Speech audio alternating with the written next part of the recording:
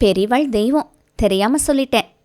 சிரமத்திற்கு உதவி கேட்கப் போன ஸ்ரௌதிகளின் பிள்ளையிடம் நீ ஊருக்கு போய் என்று பெரியவா சொன்னதை கைவிரிச்சிட்டா என்று தப்பாக எண்ணியவருக்கு அனுக்கிரக சம்பவம். இந்த விளையாட்டு கிருஷ்ண பரமாத்மா குலசேகருக்கு அனுக்கிரகம் செய்த பாணியா? புரியாத விளையாட்டுகள் விளையாடுவதில் பெரியவாளுக்கு ஈடு இணையே கிடையாது. தஞ்சாவூருக்கு அருகிலுள்ள நல்லிச்சேரி கிராமம். அங்கே வாழ்ந்தவர் சாம்பசிவ ஸ்ரௌதிகள். பூரணமாக அத்தியனம் செய்தவர். அந்திய காலத்தில் அவர் ஆசிரமம் வாங்கிக் கொண்டார். அவருக்கு ஒரே பிள்ளை. அவரும் பூர்ணமாக அத்தியனம் பண்ணியவர். அவருக்கு இதயம் மிகவும் பலகீனம். சேர்ந்தாற்போல 5 நிமிடம் வேத பாராயணம் சொல்ல முடியாது.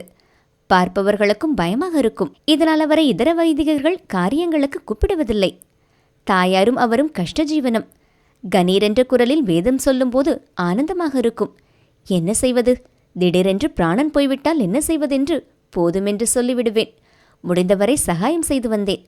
இப்படி ஒரு பழக்கம். ஒரு நாள் காலை அவருடைய வயதான தாயாருடன் என்னிடம் வந்தார். நான் காஞ்சிபுரத்துக்கு போகிறேன். பெரியவாளை தரிசனம் செய்து இப்படி வேத அத்தியனம் செய்து சந்நியாசியான ஒருவருடைய பிள்ளை சாப்பாட்டுக்கில்லாமல் தவிக்கிறானே, எனக்கு வழி செய்யக்கூடாதா என்று கேட்கப் போகிறேன். அம்மாவும் கூட வருகிறார் என்றார். நான் ஏன் பெரியவாளை தொந்தரவு செய்கிறாய்? நானே ஏதாவது ஏற்பாடு செய்கிறேன் என்றேன். இல்லை, நான் பெரியவாளை பார்க்க வேண்டும். எனக்கு டிக்கெட் செலவுக்கு பணம் கொடுத்தால் தேவலை என்றார். பஸ் டிக்கெட் வாங்கி கொடுத்து செலவுக்கு பணமும் கொடுத்து அனுப்பினேன். இதர வேறு ஜோலிகளில் இதை நான் மறந்துவிட்டேன். 10 நாட்களுக்கு பின்பு ஒரு நாள் காலையில் தாயாருடன் என் வியாபார ஸ்தலத்தில் எனக்காக காத்திருந்தார். காஞ்சிபுரம் போய்விட்டு வந்தாச்சு. பெரியவா என்ன சொன்னா என்று கேட்டேன். என்ன சொன்னா? நான் சந்நியாசி ஆத்துப்புள்ள, வேத அத்தியனம் பரிபூர்ணமா பண்ணவன், உதவி பண்ண வேண்டும் என்றேன். இங்கேயே தாயாருடன் இரு என்று சொல்கிறேன் என்றார்கள் பெரியவாள். பிறகு தினமும் காலை மாலை தரிசனம் செய்து இதையே சொல்லிக் கொண்டிருந்தேன். திடீரென்று நேற்று சாயந்தரம் நீ ஊருக்கு போய் என்றார் பெரியவா. ஒரு பையனிடம் டிக்கெட் வாங்கி கொடுக்க சொல்லி என்னையும் அம்மாவையும் திருப்பி போக சொல்லிவிட்டார். பெரியவாளும் கைவிரிச்சிட்டா. இதை சொல்லும்போது கண்கள் கலங்கியது. எனக்கும் சங்கடமாயிருந்தது. பின் அவர்களை கிராமத்துக்கு பஸ்ஸில் ஏற்றி அனுப்பி வைத்தேன். மணி 11 இருக்கும்.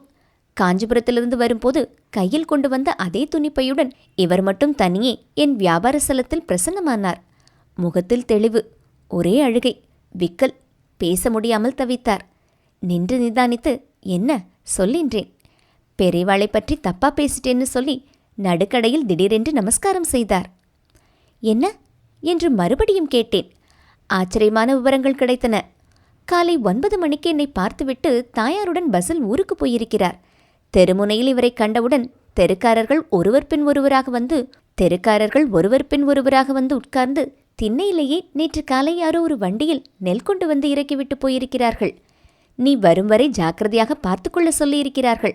உனக்கு அதிர்ஷ்டம் அடிக்கிறது என்று சொல்லியிருக்கிறார்கள். வீட்டு சாவியை அம்மாவிடம் கொடுத்துவிட்டு அடுத்த பஸ்ஸை பிடித்து என்னை பார்க்க வந்துள்ளார். ஒரே அழுகை, விம்மல். பெரியவாள் தெய்வம், தெரியாம சொல்லிட்டேன். பிறகு சமாதானப்படுத்தி ஊருக்கு அனுப்பினேன். பின்னால் நான் காஞ்சிபுரம் போன போது விவரம் தெரிந்தது. இவர் சென்ற அன்றைக்கே பெரியவா இவரிடம் கருணையும் அனுகிரகமும் பண்ண நிச்சயித்திருந்தார். கும்பகோணம் பிரபல மிராஸ்தாரர் ஒருவர் தரிசனம் பண்ண வந்திருக்கிறார். அவரிடம் விவசாயம், அந்த வருஷ கணக்கு பற்றி அவர்களுக்கே உரிய இனிய பாணியில் விசாரித்திருக்கிறார் பெரியவாள். அவரிடம் எனக்கு ஒரு வண்டி நெல் தருவியா என்று கேட்டிருக்கிறார்கள். அவரும் தருகிறேன் என்றார். நீ இப்போது காமாட்சியை தரிசனம் பண்ணிவிட்டு மறுபடியும் இங்கே வா என்று உத்தரவு செய்துள்ளார். அவர் போனவுடன் நமது கதாநாயகரிடம் ஊர், அட்ரஸ், தெருவில் எத்தனாவது வீடு, வாசலில் திண்ணை இருக்கிறதா என்றெல்லாம் பெரியவாள் விசாரித்திருக்கிறார்கள். மிராசுதாரர் திரும்பி வந்தவுடன் கிராமம், வீடு, தெரு, அடையாளம் எல்லாத்தையும் சொல்லி அந்த வீட்டு திண்ணையில் ஒரு வண்டி நெல் இறக்கிவிடு. இன்றே கும்பகோணம் போ. நாளை மாலைக்குள் நெல் போய் சேர்ந்து விடுமா என்று கேட்டிருக்கிறார்கள் பெரியவாள். மிராசுதாரர் கண்டிப்பாக சேர்த்து விடுவேன் என்று கூறியுள்ளார்.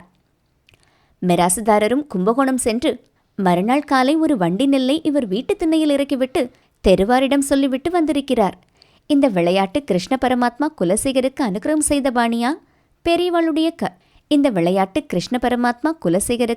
செய்த பாணியா? பெரியவாளுடைய கருணையே கருணை.